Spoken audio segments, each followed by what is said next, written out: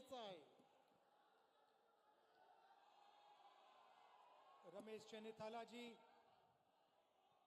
पाडवी जी, दिलीप नायक जी, बापू चावरे जी, प्रतिभा जी, हमारे कैंडिडेट्स केसी पाडवी जी, पाटिल जी, श्रीश नायक जी, किरण ताडवी जी, प्रवीण बापू चावड़े जी, राजेंद्र गावित जी, बुधिया पवार जी, स्टेज पे India alliance के नेता,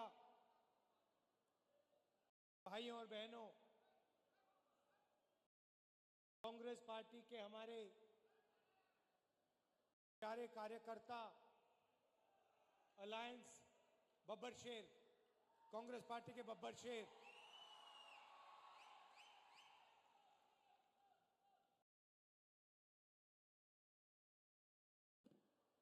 ये जो लड़ाई है ये विचारधारा की लड़ाई है. चुनाव हो रहा है मगर दो विचारधाराओं की, दो सोच की टक्कर है. ये कांग्रेस पार्टी कहती है, इंडिया गठबंधन कहता है कि देश को संविधान के माध्यम से चलाना चाहिए.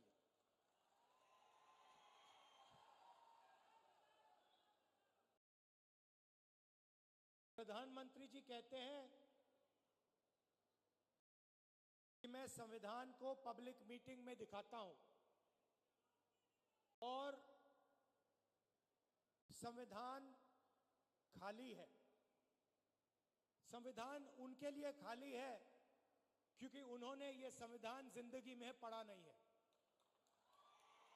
उनको कोई आइडिया नहीं कि इस किताब के अंदर क्या लिखा हुआ है. इसीलिए प्रधानमंत्री जी के लिए यह संविधान खाली है. वो कहते हैं कि लाल रंग का संविधान राहुल गांधी दिखाता है. देखिए इस पर क्या रंग है, नीला है, लाल है, हमें कोई फर्क नहीं पड़ता. इसके अंदर जो लिखा है उसकी हम रक्षा करते हैं, उसके लिए हम जान देने को तैयार हैं. तो एक तरफ कांग्रेस पार्टी, इंडिया गठबंधन जो संविधान की रक्षा कर रही है, मैं आपसे पूछना चाहता हूं और आदिवासी भाई और बहन इस बात को सबसे अच्छा समझेंगे. आज हमने यहां बिरसा मुंडा जी, भैया थोड़ा सामने से हटिए, थोड़ा सामने से हटिए. ये आज हमने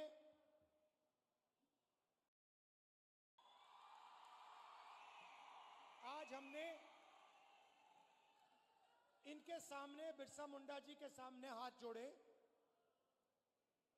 मत्था टेका. मैं आपसे पूछना चाहता हूं, क्या बिरसा मुंडा जी की सोच इसमें नहीं है?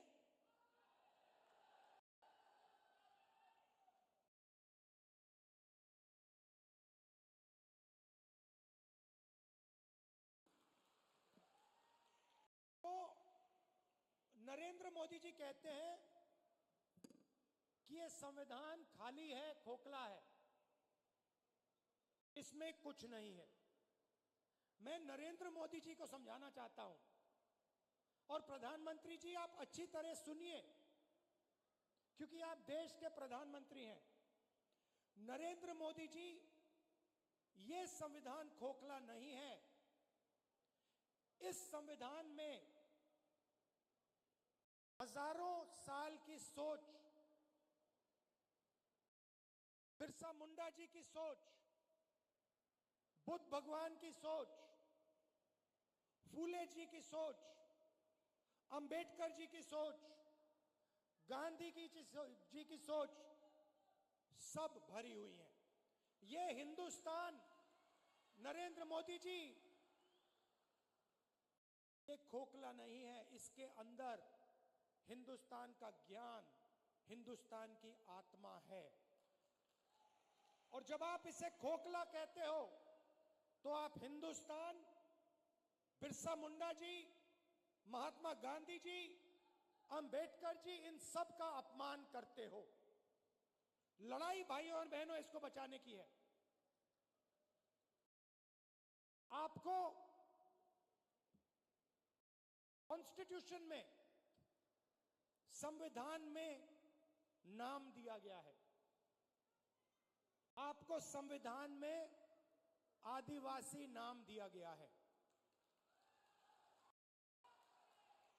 इस संविधान में आप कहीं भी पढ़ लो, इस संविधान में आपको वनवासी नहीं कहा जाता है,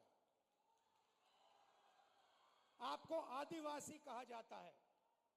मगर आरएसएस के लोग, बीजेपी के लोग, हिंदुस्तान के प्रधानमंत्री आपको वनवासी कहते हैं। इन दो शब्दों में बहुत बड़ा फर्क है। आदिवासी का मतलब जो हिंदुस्तान के पहले मालिक थे।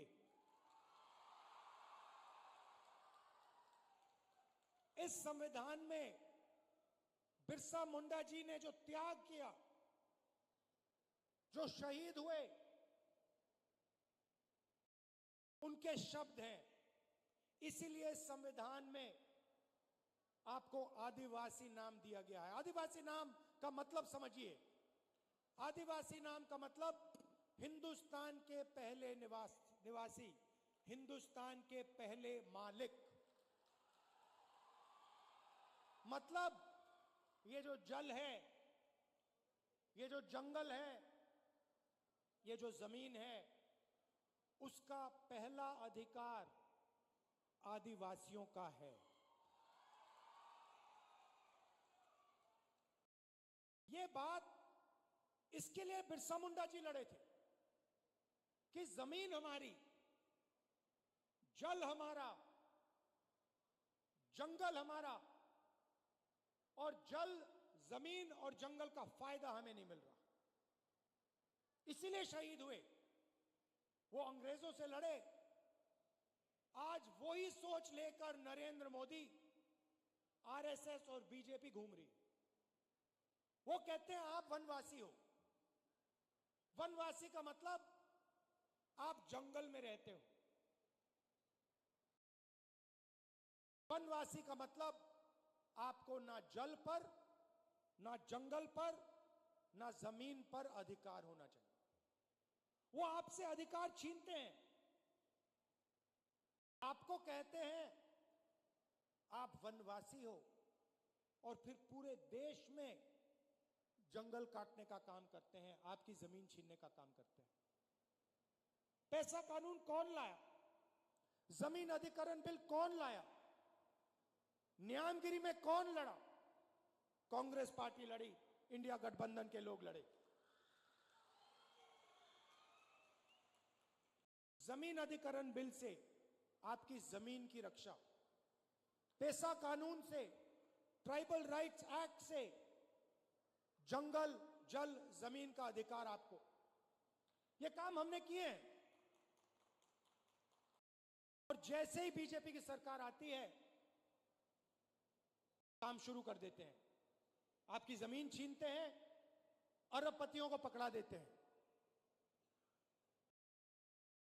आपका जल ले जाते हैं, आपका जंगल ले जाते हैं, और आपको कहते हैं भैया आप वनवासी हो। मैं आपसे सवाल पूछना चाहता हूं, आप वनवासी हो, आस्ते आस्ते आस्ते आस्ते सब जंगल जा रहा है। 10, 15, 20 साल में हिंदुस्तान में बहुत कम जंगल बचेगा, तो फिर आप कहां के रहोगे? अगर जंगल ही नहीं रहा तो वनवासी कहां जाएंगे? आप दूसरे प्रदेशों में जाओगे, मजदूरी करोगे। वनवासी का मतलब आपके बच्चों को शिक्षा ना मिले। वनवासी का मतलब आपके बच्चे इंजीनियर, डॉक्टर, लॉयर ना बने, अपना बिजनेस ना चालू करें। वनवासी का मतलब आपके बच्चे पायलट ना बने। आदिवासी का मतलब आपके बच्चे इंजीनियर बने, डॉक्टर बने, लॉयर बने, आपके बच्चे बिजनेस चलाएं, सरकार चलाएं। यह है फर्क आदिवासी वनवासी में। अब दूसरी बात आपको बताना चाहता हूं, और इस बात को आप दिल में रखिए, हिंदुस्तान में आदिवासियों की 8% आबादी है। अगर आप 100 लोग चुनो तो 800 में से आदिवासी है। सही बात? तो मैंने पता लगाया, आबादी 8%। तो मैंने पता लगाया, ठीक है भैया, अगर 8% आबादी है तो भागीदारी कितनी होनी चाहिए? अगर 8% आबादी तो कितनी भागीदारी? 8% होनी चाहिए। सही है गलत? सही है ना? बराबर है ना? अगर 100 में से 8 आप हो तो फिर भागीदारी भी होनी चाहिए 8 की। मैंने पता लगाया, मैंने कहा देखो भाई, पता लगाते हैं हिंदुस्तान की सरकार में आदिवासियों की कितनी भागीदारी है। 90 अफसर हिंदुस्तान की सरकार को चलाते हैं। 90 अफसर हिंदुस्तान की सरकार को चलाते हैं। जो आप जीएसटी का पैसा देते हो, रोज देते हो, वो पैसा दिल्ली की सरकार को जाता है, उसको 90 अफसर बांटते हैं। मैं आपसे पूछना चाहता हूं, अगर दिल्ली की सरकार 100 रुपए खर्च करती है तो उसमें से आदिवासी अफसर कितने रुपए का निर्णय लेते हैं? बताइए बताइए बताइए। शांत हो गए आप? ये आपको मालूम होना चाहिए, ये सच्चाई आपको मालूम होनी चाहिए। भाइयों और बहनों, अगर हिंदुस्तान की सरकार 100 रुपए खर्च करती है तो आदिवासी अफसर 10 पैसे का निर्णय लेते हैं। मतलब आपकी भागीदारी 100 में से 8%, आपकी आबादी 100 में से 8, आपकी भागीदारी 100 रुपए में से 10 पैसे। 90 में से सिर्फ एक अफसर आदिवासी है और उस अफसर को पीछे कोने में बैठा रखा है, उसको काम नहीं देते। बड़ी मिनिस्ट्री उसके हाथ में नहीं है। उसको कहते हैं आप आदिवासी हो, आप पीछे बैठो। आप वनवासी हो, आप पीछे बैठो। यह बदलना है। बदलने का तरीका जाति जनगणना, कि सबको पता लग जाए कि सचमुच में आदिवासियों की कितनी भागीदारी है। मैं आपसे पूछना चाहता हूं, आप मीडिया देखते हो ना? देखते हो मीडिया? ये बड़े बड़े टीवी वाले एंकर हैं, इसमें से मुझे एक आदिवासी का नाम बता दो। एक आदिवासी का नाम बता दो, एक दलित का नाम बता दो, एक पिछड़े वर्ग का नाम बता दो। नहीं मिलेगा। हिंदुस्तान की सबसे बड़ी कंपनियों में, अदानी की कंपनी में, अंबानी की कंपनी में, मुझे एक आदिवासी नाम बता दो। नहीं मिलेगा। मजदूरों की लिस्ट निकालो, मनरेगा की लिस्ट निकालो, आदिवासी उसमें भरे हुए हैं। ये इमारतें आप बनाते हो, सड़कें आप बनाते हो, खून पसीना आप देते हो, मगर हिंदुस्तान में आपको भागीदारी नहीं मिलती है। यह सच्चाई है। इस सच्चाई को स्वीकार करना ही पड़ेगा। और मेरा लक्ष्य है कि आदिवासियों को, दलितों को, पिछड़े वर्ग को हिंदुस्तान में भागीदारी मिले, हिंदुस्तान में पावर मिले, सरकारों में जगह मिले, बिजनेस में जगह मिले। यह फर्क है आदिवासी में, वनवासी में। महाराष्ट्र की थोड़ी सी बात करता हूं आपको। हमारी सरकार आएगी तो हम आपके लिए क्या करने जा रहे हैं। नरेंद्र मोदी जी ने 16 लाख करोड़ रुपया अरबपतियों को कर्जा माफ करके दिया है।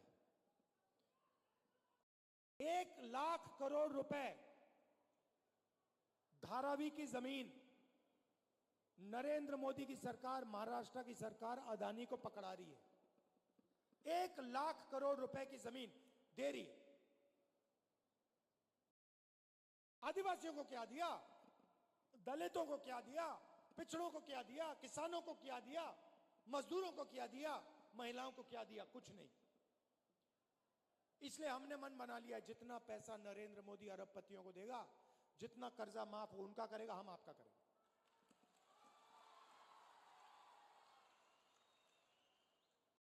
तो सबसे पहला काम, महालक्ष्मी योजना, अच्छी तरह सुनिए, ये आदिवासी बहनें जो आई हैं,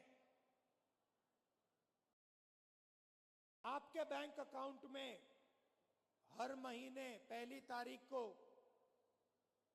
खटाखट 3,000 रुपए अंदर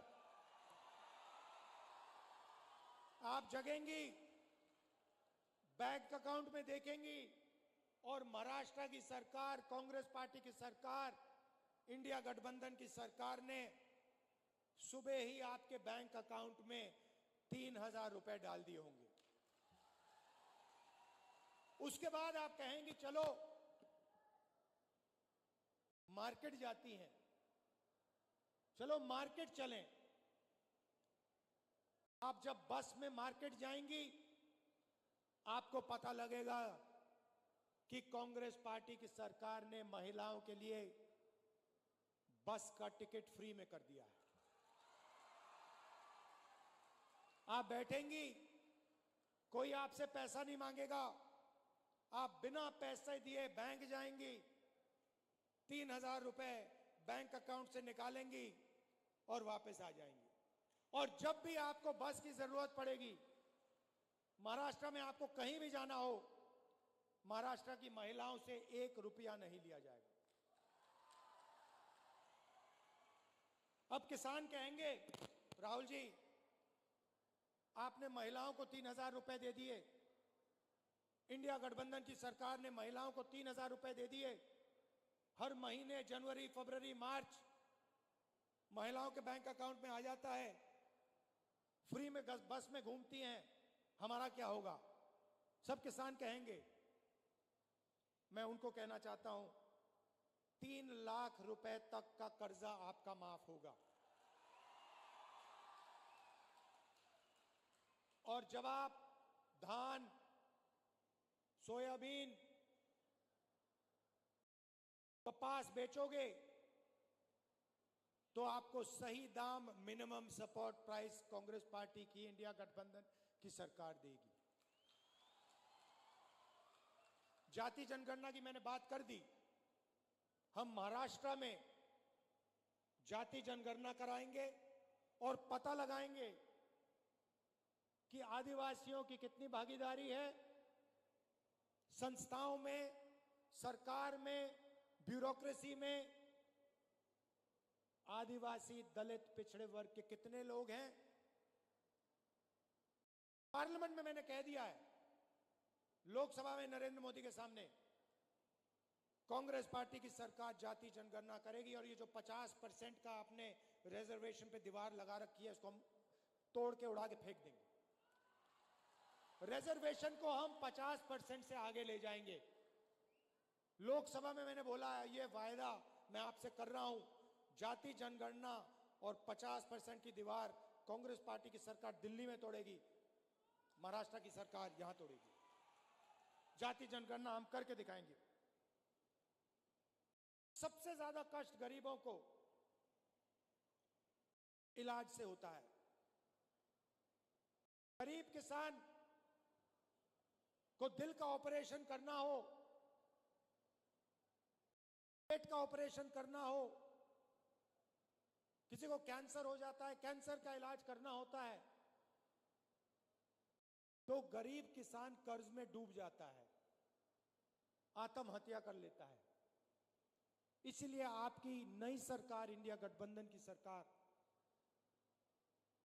महाराष्ट्र में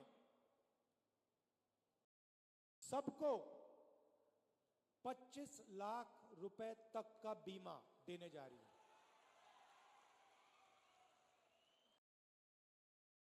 दिल का दौरा पड़े, कैंसर हो, किडनी की बीमारी हो, लिवर की बीमारी हो, पेट की बीमारी हो,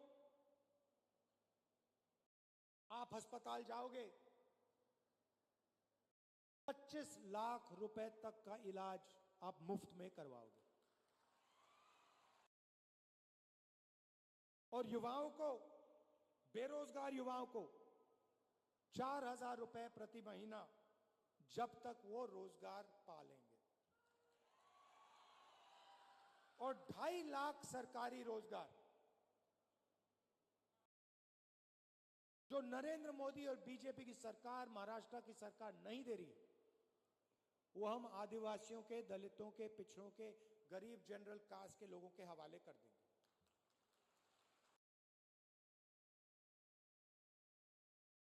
महाराष्ट्र की सरकार आपके जो प्रोजेक्ट्स हैं, जो महाराष्ट्र को रोजगार देने वाले प्रोजेक्ट्स हैं, उनको दूसरे प्रदेशों में भेजती है और आपके लोग मजदूरी दूसरे प्रदेशों में जाके करते हैं। उदाहरण देता हूं, वेदांता और फॉक्सकॉन का सेमीकंडक्टर प्लांट, जिससे महाराष्ट्र के युवाओं को 10,000 रोजगार मिलते, 1.5 लाख करोड़ रुपए का प्लांट है, यह उन्होंने महाराष्ट्र से छीनकर गुजरात भेज दिया। टाटा एयरबस का मैन्युफैक्चरिंग यूनिट, 10,000 रोजगार, 1.8 लाख करोड़ का प्रोजेक्ट है, यह महाराष्ट्र की सरकार ने गुजरात भेज दिया। आईफोन बनाने का प्लांट, 2 लाख करोड़ रुपए का प्लांट, 75,000 युवाओं को रोजगार मिलता, यह उन्होंने महाराष्ट्र से छीनकर गुजरात भिजवा दिया। ड्रग पार्क, 80,000 लोगों को रोजगार मिलता, छीन के गुजरात पहुंचा दिया। गेल पेट्रोकेमिकल प्लांट प्रोजेक्ट, 60,000 करोड़ का प्रोजेक्ट था, 21,000 युवाओं को रोजगार मिलता, यह उन्होंने आपसे छीन के दूसरे प्रदेश में भिजवा दिया। अगर हम सब रोजगार मिला दें तो महाराष्ट्र से बीजेपी की सरकार ने 5 लाख रोजगार छीनकर दूसरे प्रदेशों में भिजवा दिए हैं। इसीलिए आपको यहां रोजगार नहीं मिलता है, इसीलिए यहां आपको बेरोजगार बना दिया गया है। यह काम इंडिया गठबंधन और कांग्रेस पार्टी की सरकार नहीं करेगी। महाराष्ट्र के प्रोजेक्ट्स महाराष्ट्र में रहेंगे, गुजरात के प्रोजेक्ट्स गुजरात में रहेंगे। हम ये नहीं चाहते कि आपके सारे के सारे प्रोजेक्ट्स यहां से छीनकर दूसरे प्रदेशों में भेजे जाएं और आदिवासी युवा जाकर बंधुआ मजदूर बने गुजरात में, दूसरे प्रदेशों में। हम चाहते हैं कि आपको महाराष्ट्र में रोजगार मिले, सही रोजगार मिले, इज्जत का रोजगार मिले। इसीलिए हम चुनाव लड़ रहे हैं, इसीलिए हम यहां अपनी सरकार बनाना चाह रहे हैं। याद रखिए, मेन लड़ाई, सच्ची लड़ाई संविधान की है। आपको जो भी मिला, जमीन, जल, जंगल, शिक्षा, स्वास्थ्य, रोजगार, जो भी मिलता है, मनरेगा, भोजन का अधिकार, ये सब इस किताब ने दिए हैं। और इस किताब के अंदर पवित्र सोच है, बिरसा मुंडा जी की सोच है, महात्मा गांधी की सोच है, अंबेडकर जी की सोच है, बुद्ध भगवान की सोच है। और जब नरेंद्र मोदी कहते हैं कि यह संविधान खोखला है, इसके अंदर कुछ नहीं है, तो वो बिरसा मुंडा जी का अपमान करते हैं, बुद्ध भगवान का अपमान करते हैं, महात्मा गांधी, अंबेडकर जी का अपमान करते हैं, फूले जी का अपमान करते हैं। भाइयों और बहनों, आरएसएस इसके खिलाफ है, बीजेपी इसके खिलाफ है, इसलिए वो आपको वनवासी कहते हैं। इसलिए वो आपकी जमीन छीनते हैं, इसलिए जल जंगल जमीन का फायदा आपको नहीं देते। हम इसकी रक्षा करते हैं और रक्षा करते जाएंगे। आपको आपका अधिकार हम आपको दिलवाएंगे, क्योंकि आप आदिवासी हो। आप सबका मैं दिल से धन्यवाद करता हूं। दूर दूर से आप आए, कष्ट उठाया, आपने इतने प्यार से मेरी बात सुनी, इसके लिए मैं आपको दिल से धन्यवाद करता हूं। नमस्कार, जय हिंद। राहुल जी, बहुत बहुत धन्यवाद।